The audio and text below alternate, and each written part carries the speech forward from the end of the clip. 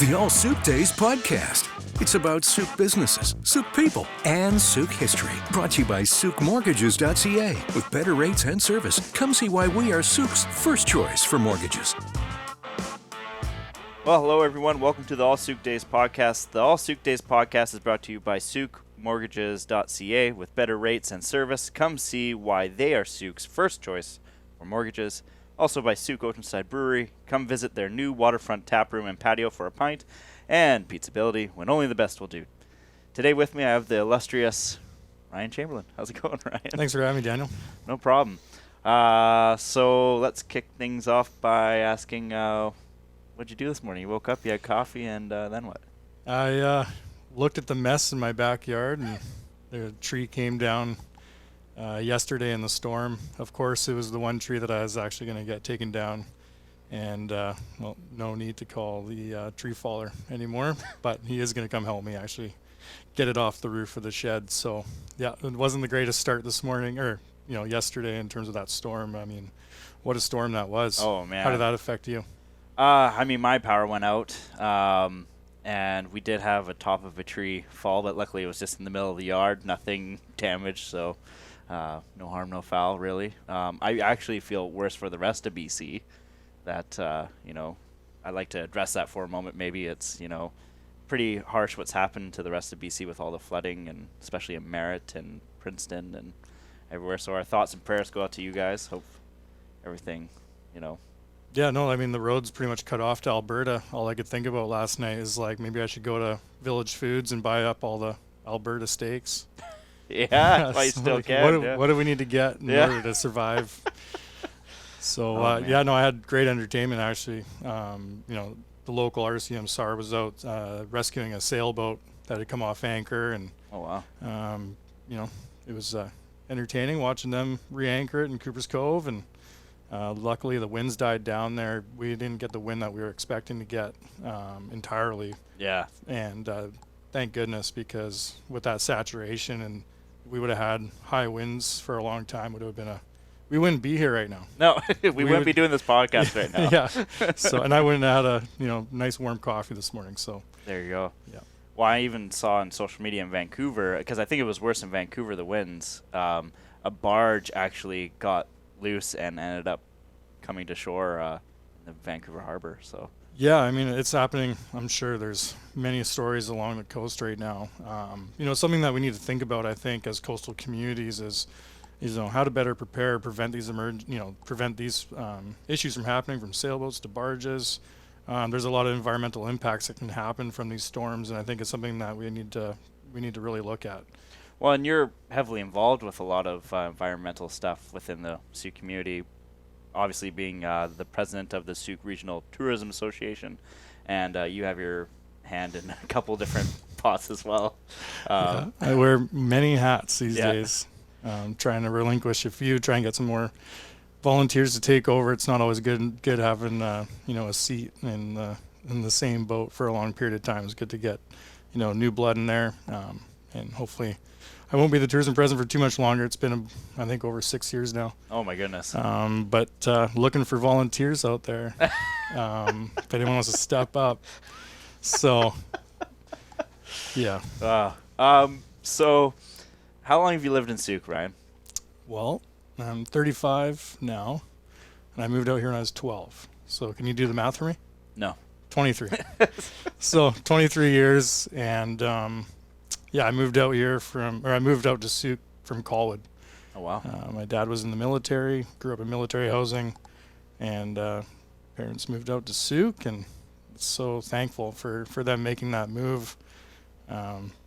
I've had so many great experiences living in Sooke. I was really passionate about sports growing up, and got to, play fastball all over Canada. Locally, got to, we played in McDonald Park in James Bay. A bunch of Sooke young kids at 16 years old playing in James Bay every, 2-3 nights a week. That's when I learned how good sushi was, going downtown before the game and getting my sushi. But before the game? Oh, yeah. Oh, wow. Well, I actually started working at the Naval Shipyard at 15 years old as a sheet metal fabricator. I did a high school apprenticeship program through Edward Milne, Oh, wow. And that was another amazing opportunity.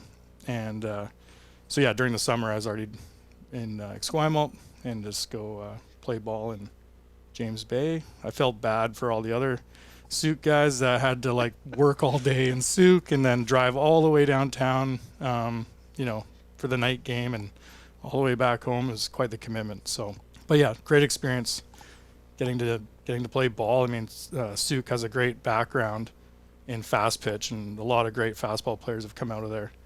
And yeah, pretty awesome. I mean, my earliest memories in Sooke are probably like doing the bottle drives, like bottle drives in the heat of the summer. Yep. And there's so many great parents that really helped. And now that I'm older, I realize how I hate bottle drives. I'll just give the money to people to take the bags. You're not going to get me organizing bottles. It's not my favorite thing to do. But beach trash, I love it. Yeah, I'm into that. So, we did a big beach cleanup in Sooke in partnership with Sooke Nation.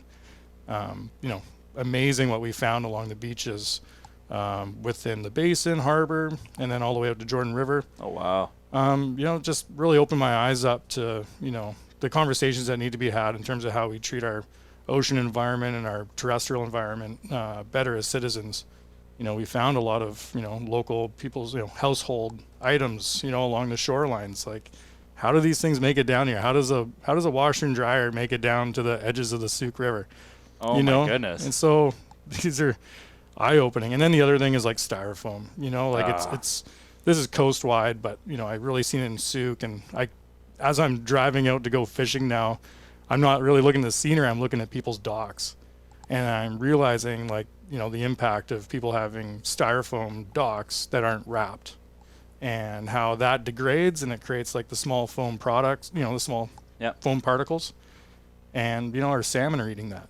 Our food sources are eating that. So I think that's something that we need to start doing is taking care, again, I keep saying it, take better care of a lot of these things us humans do and have a better relationship with the environment.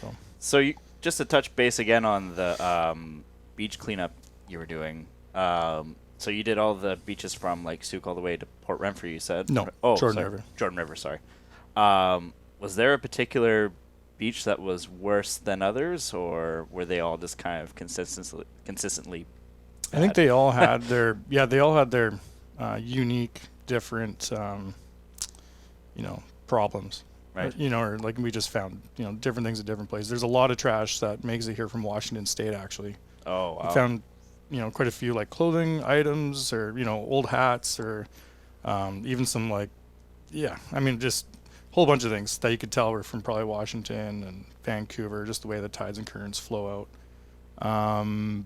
But yeah, I think, I don't know, Sooke Bluffs was pretty bad.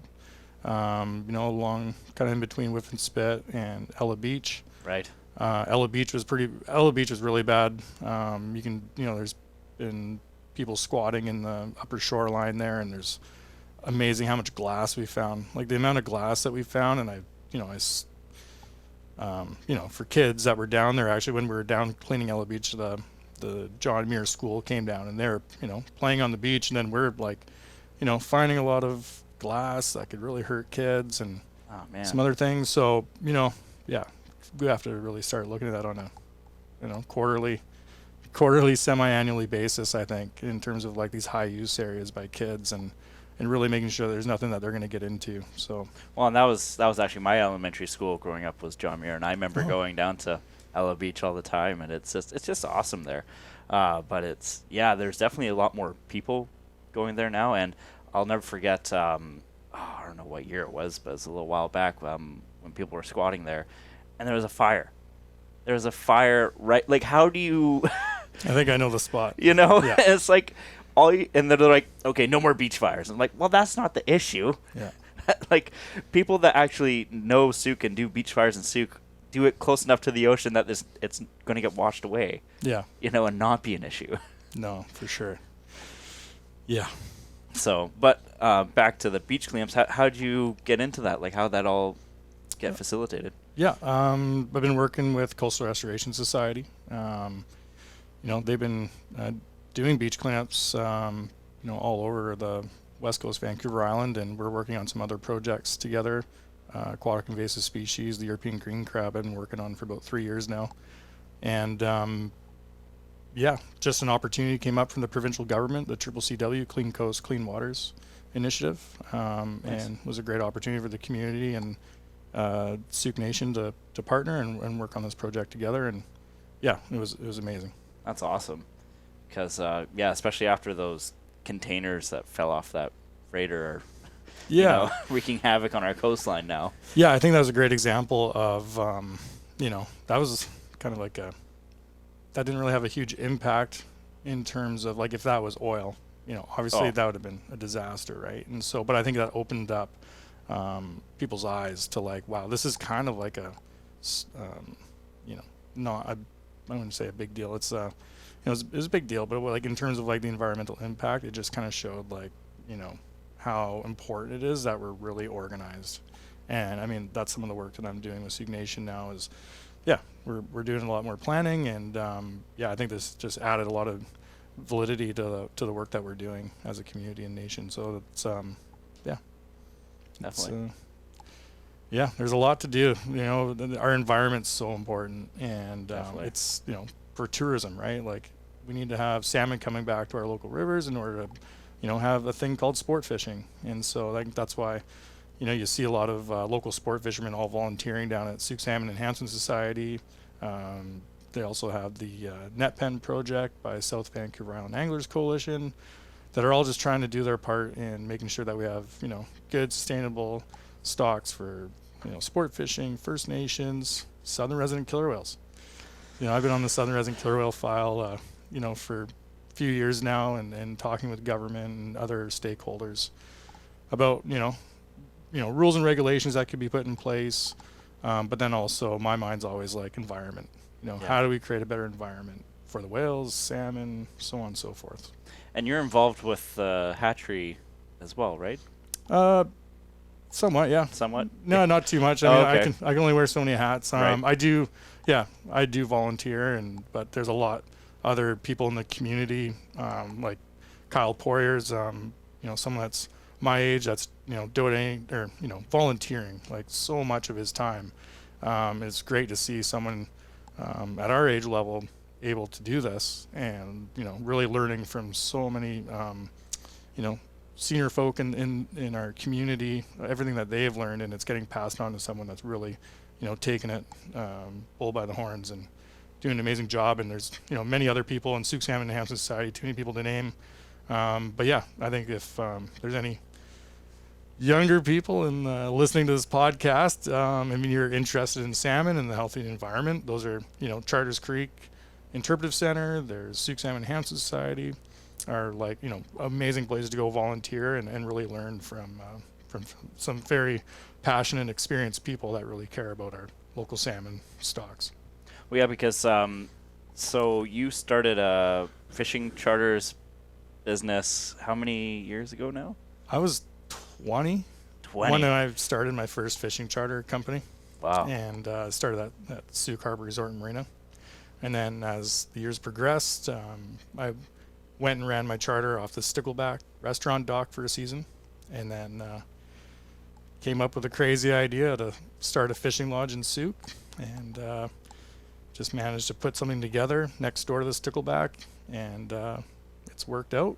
So, well, and it's just awesome too, because you've been around the environment so much in Sooke, the fishing environment, the ocean, and everything. Yeah. And so you've been able to really grasp a idea of how the environment's changing, and there's a lot of opinions out there on, like, how to save the southern resident killer whales, and right. and like what is the impact of sport fishermen on the southern resident killer whales. And I mean, I have spent a lot of time in the Sailor Sea, and up at Sombrio and Race Rocks, like middle of way offshore Jordan River, and I can't say how deep a water because everyone will know my favorite halibut spot.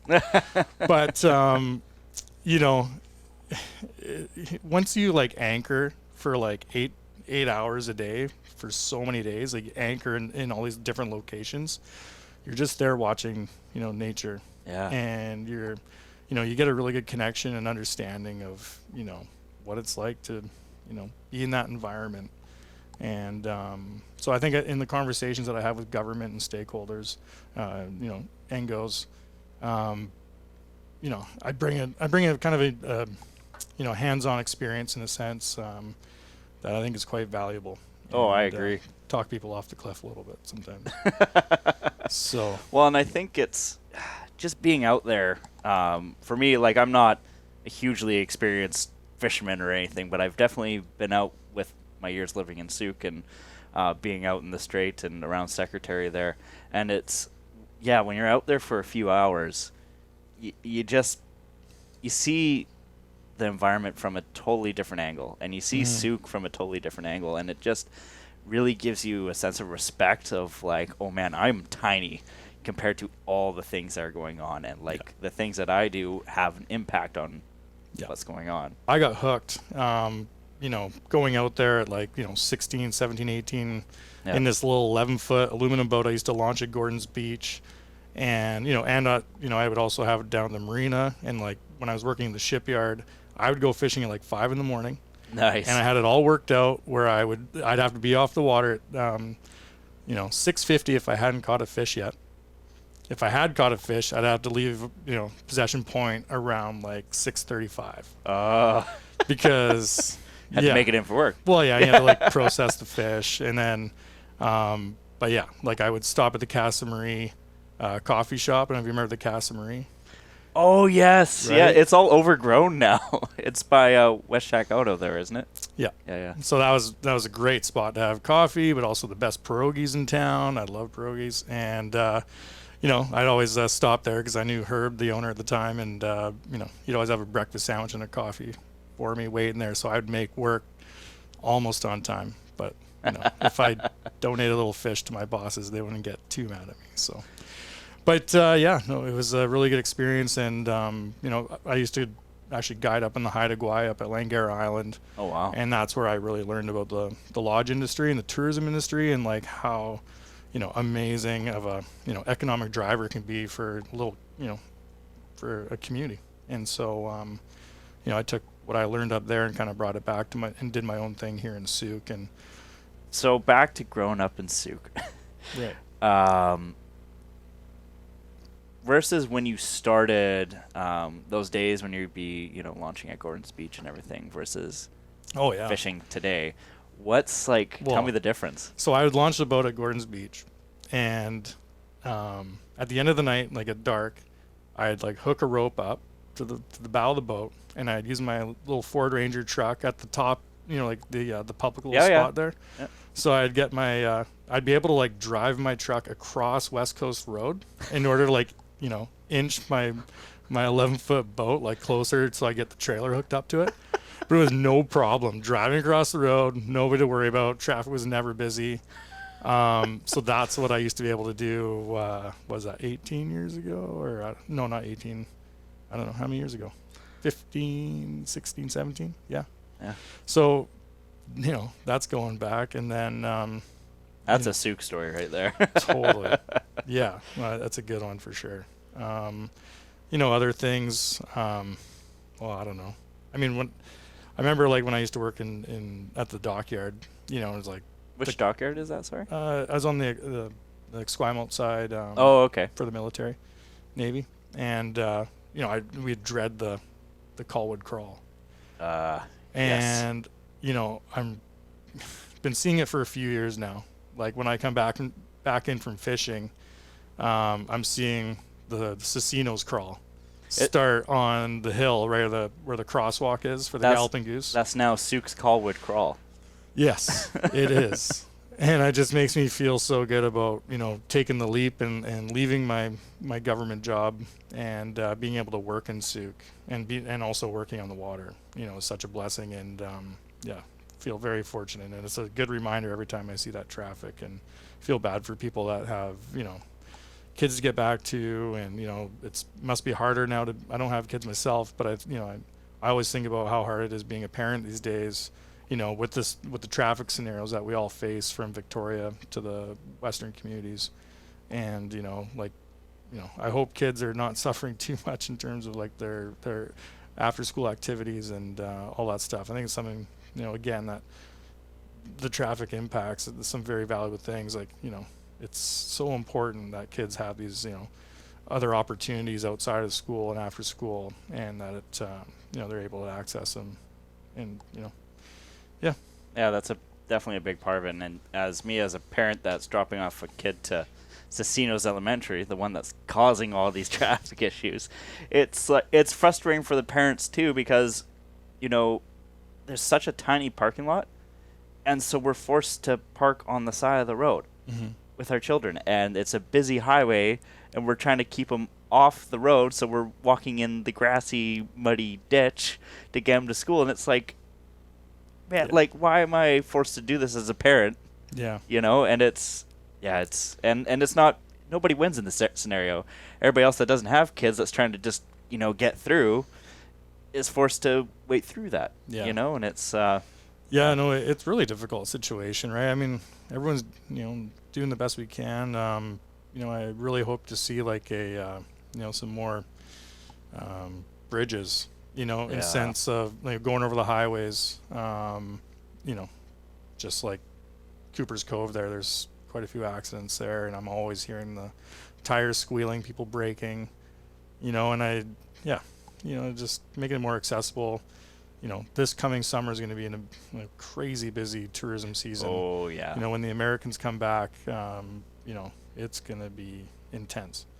Well, yeah, I imagine with like how COVID's been, it's kind of been just holding everybody back, and then now the gates are opening, so it's going to be like a flood of people coming in. Yeah, It's been a tough couple of years in the tourism industry. A lot of just asking people to be patient. People had trips booked for 2 years ago, and everyone's so anxious, and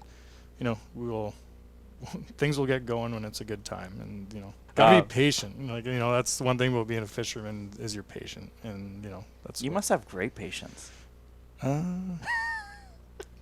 Maybe not in the traffic situation so much. Put me in the open ocean, and then I got all the patience in the world. I do love letting people in Sooke. Like, I mean, when I'm driving up Sooke, like, my favorite thing to do is like slow the traffic down and let people get in from like Home Hardware and the gym and all these places, because I know how happy that makes them feel. Oh yeah, instead of waiting there forever. So because we've all been that person. Yeah, no, that's like my favorite thing. I used to drive so fast. Now I'd like purposely drive a little slower in order to let people in.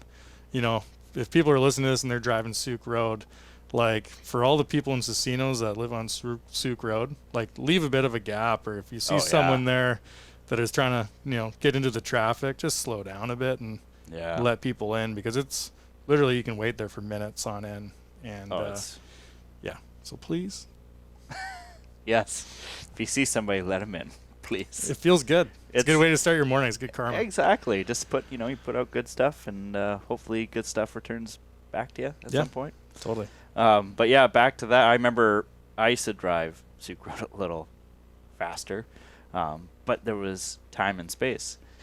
And now I just find it funny because people are like, oh man, like all these accidents are happening because people are driving too fast. And it's like, how can they drive too fast when it's always gridlock and people are like going 50 or 60? Like, it's not a speed issue; it's a density issue. Yeah, it's totally. Yeah. Well, that's enough about the traffic. Yeah, sorry. Yeah, let's talk about sports or fishing or. And here, I was going to ask you about the construction. How do you? No, I don't know. Let's get on something better. Okay, tell me. Tell me. Well, how about golf? Okay, tell me about golf. I mean, it was so amazing when John Phillips was up and operating. John Phillips Memorial Golf Course, Broom Hill, some people know it as. Well, and maybe you've probably been there a few times, Mulligan's. Right? Oh, my God. The best enchilada was that. Yeah, the best enchilada. I do love, what's the Mexican restaurant? Oh, Lazy Gecko. Bam. Lazy Gecko is an amazing restaurant. Love it. Thank you for being in Sooke. But yeah, Mulligan's had the best enchilada. That was my thing. And then we used to have, we'd as junior golfers there, we had a group of us that, we would go there for Monday night 10-cent wing nights. Load up, 30 wings per person. We'd all get like a pitcher of Coke. And like, now that I'm older, I feel so bad for the lovely waitresses that, had to serve us kids. 30 chicken wings, like a stack of 3 inches of napkins each, 3 jugs of Coke, and then like a $2 tip. So, Everybody's scraping their loonies and toonies together. poor. I don't know. For all those who don't know, Mulligan's was this bar and grill, I guess it was. It's now. It was the clubhouse of the golf course. Yeah. Had the best Halloween parties. It was always live music, a pool table. Yeah. It was a little bit of a hub in Sooke at one time, simply because it could fit so many people. And like I remember, growing up playing hockey in Sooke, that's where after a game you have a win or something, you'd all meet at Mulligan's and have a pizza party or whatever. Totally. And I feel in some ways that's kind of one thing Sooke's lacking a bit is. Yeah, like it is tough. I think like having a golf course in the community is really important because it connects youth with retired folk. Like I got to go join up with some really cool people. That's why I love golf, is the social aspect. And I'm a horrible golfer. Hey, we should go golfing then. I can drive the ball a long way, but I got hands of stone. But it is really important. Trying to engage the youth with the older community and passing on that knowledge is so important. And yeah, I never even thought of that. Programs that like include the seniors with the youth. Like there should be more intermingling like that. Let me tell you, the new sport is pickleball. Pickleball. Pickleball is awesome. I just got back from Mexico, and it was like, I was looking forward to playing pickleball, and I got to play with, my partner was a 89-year-old lady. Oh, she taught me how to play pickleball. Oh, nice. She was good. And I'm like, okay, this must be like, the secret to a long life, I think, is pickleball. But it's a great, everyone can play it. Pretty easy rules.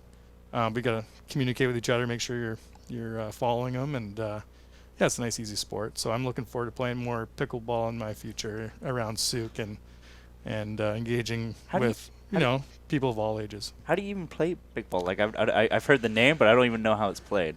Okay, this podcast is not long enough for me to get into the pickleball conversation. Okay, well then maybe one day you can show me. Let's talk recipes or something. Let's talk recipes. No, just seafood chowder. Or we can talk about. There's a smoked salmon competition. What? Down at Charters Creek pre-COVID. What? I'm hoping that's going to start back up. I next never year. heard about this. Yeah, a couple years of a smoked salmon competition. It was pretty awesome. Down by Charters Creek. At Charters Creek, yeah. At Charters Creek Interpretive Center. Okay.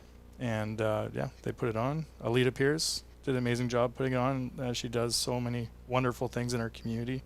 So you're telling me I could just show up and sample little bits of different smoked salmon? Well, your status right now in the community, you would probably be made a judge. Like, you need to have some sort of a status in the community to get to be a judge to try. So, I think there was, I don't know, there must have been like 30 different people, submitting their salmon. I think there was about like 10 judges, and then, they filled out which one they liked the best. And I came second place once. Wow. I can't remember what I came the other time. It was up there. That my second place one that year was soaked in Ardbeg Scotch. Oh.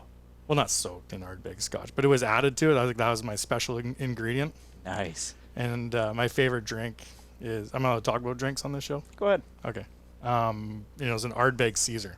Oh, wow. So, the owners, Brooke and Ollie up at Wild Mountain, they know what my favorite drink is. I get them to make it for me once in a while.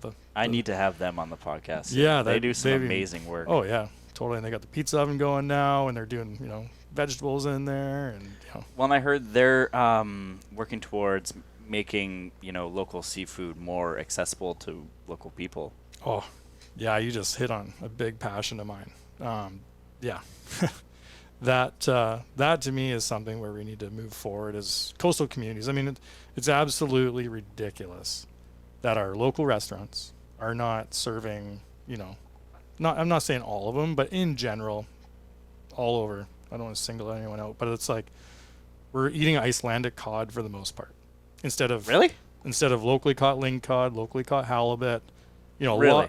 majority of restaurants, you know. And so it's like it's abundant out here. Prawns are abundant around Vancouver Island. We should all be eating local BC spot prawns. How do you even catch prawns? In a trap.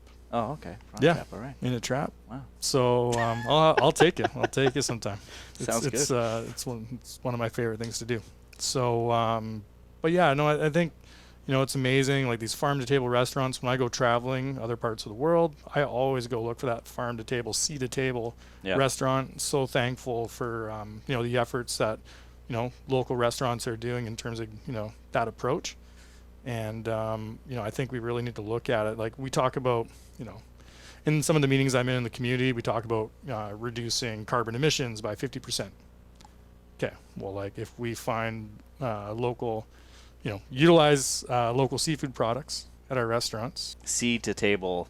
Yeah, sea to table, farm to table. I think, you know, we got to really look at that. You know, when the road from, you know, BC to Alberta gets cut off, you know. Yeah, then what? The big earthquake or whatever you want to look at it. You know, I just think it's really good. I mean, if you want to reduce carbon emissions, you know, that's one way to look at it, right? Like we're trucking and flying and ferrying and all these products to the island and to our communities. When we don't have to. When you don't have to, when there's a pretty good abundance around us. And, you know, it's a really complicated conversation. Maybe a lot of people don't want to have. You know, there's the whole follow the money sort of thing, but I think we need to follow more common sense. Yeah. Like, you know, it's more about the sense thing. Well, common sense ain't so common anymore, it seems like. I don't know. It depends. I don't want to. Yeah. Yeah. There's some good things happening. Well, one thing I'm surprised about in Sooke, and like I have people mention this that are visiting, there's no place that's like, oh, can I like just buy a salmon that's locally caught? You know, it's like where do you go? Right. I'm like I don't know what to tell you, man. I got some in my freezer. You want some from my freezer? You know. Didn't I give you any business cards? You just like give me my business card. You're like, you just go fishing. You didn't give me any business cards. Oh, yeah, I'll give you some. You just, you know, look up the local fishing charter page and, you know, get out fishing. I mean, it's actually, if you go out with a group of 4 people and split the costs, it's not too bad. And you get some fish and crab and prawns or shrimp and an amazing experience that you won't forget.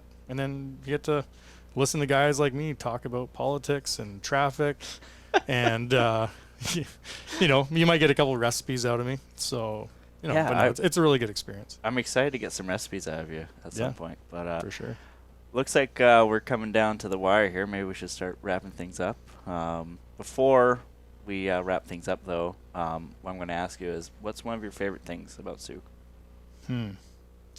Well, I think, you know, favorite thing is we have a beautiful river that goes into an amazing harbor, which feeds into the ocean. And I think, you know, you kind of get all the things that I'm passionate about right here. You know, I just think it's such a beautiful place that we live. Let's, you know, my last plug, you know, let's look at the environment and how to take better care of it. But yeah, I think it's a really unique position. It's great being the location, being close to Victoria, Western Communities, Langford, all that has to offer. You know, within an hour, you're on an airplane down to Mexico or Hawaii or wherever you want to go. But you're also like in this small coastal community town that's rapidly growing. Yeah. But there's a lot of, you know, places to get your, you know, to get your West Coast experience. And for me, I'm very lucky. I got a dock in the backyard and I hop on a boat and I feel like I'm somewhere else on the west coast of BC. I mean, that was really, I think that's what gets into my stutter there earlier was, you know, only 8 minutes from the dock, you feel like you're in the middle of nowhere. Yeah. You know, you get to catch a salmon. Like, you know, people travel all around, you know, from all around the world to come here and go fishing. Yeah, we can do that in like 8-10 minutes from the dock. We're like, you know, one of the best places in the world. Yeah, pretty lucky. Yeah. Well, just before we go, is there any shout outs or anything you'd like to say to the people of Sooke? Well, yeah, I mean, I don't know. Coming here, I was super nervous and was like thinking about people who I wanted to mention. And there's like, I don't know, we talked a lot about sports today and like the fishing community and like the environmental projects happening. You know, to the coaches out there that are like helping kids, you know, get through school and, give some initiative and, looking after them while their parents are stuck in traffic. I know, big shout out to those coaches out there. You know who you are. The people that are volunteering down at the hatchery, or, even the people that are just walking the shorelines and picking up garbage. Like, bring a bag with you when you're out walking your dog, pick up a couple scraps of garbage, feel good about yourself. Every little bit helps. Yeah. So to all those people doing that, big shout out. And I guess that's that. Well, thanks for coming on, Ryan. Really appreciate it. Thanks, man. All right. Been great. Thanks. Talk to you later. Cheers. The All Sooke Days podcast. It's about Sooke businesses, Sooke people, and Sooke history. Brought to you by SookeMortages.ca. With better rates and service, come see why we are Sooke's first choice for mortgages.